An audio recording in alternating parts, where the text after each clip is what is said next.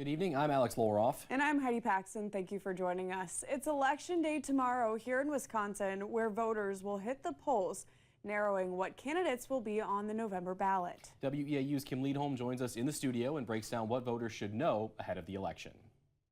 Alex and Heidi, if there are any people out there who didn't realize the election was coming up so soon or hadn't done any planning ahead of time, there's no reason to worry. There's still time to get organized and ready to go.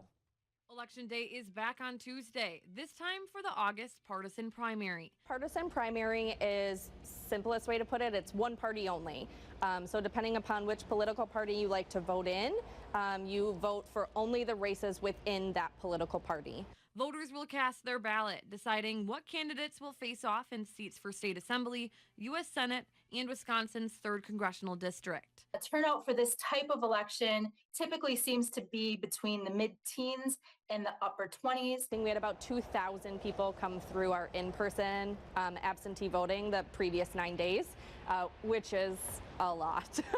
And much more than what we were expecting. Eau Claire's deputy city clerk says she thinks that's because of another thing on the ballot, 2 proposed state constitutional amendments. Those 2 questions look into who can make decisions on how to spend federal funds given to the state.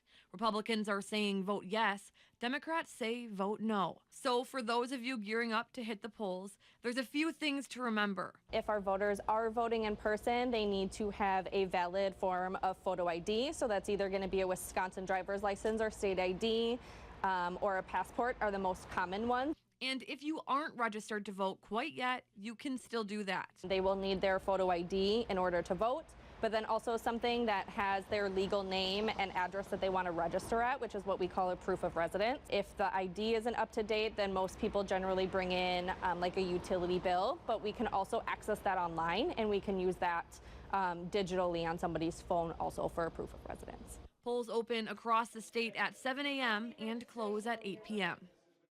Absentee ballots can also be dropped off at polling locations tomorrow while they are open.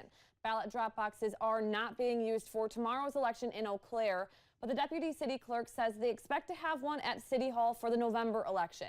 For more information on where to vote, head to myvote.wi.gov. Thanks, Kim.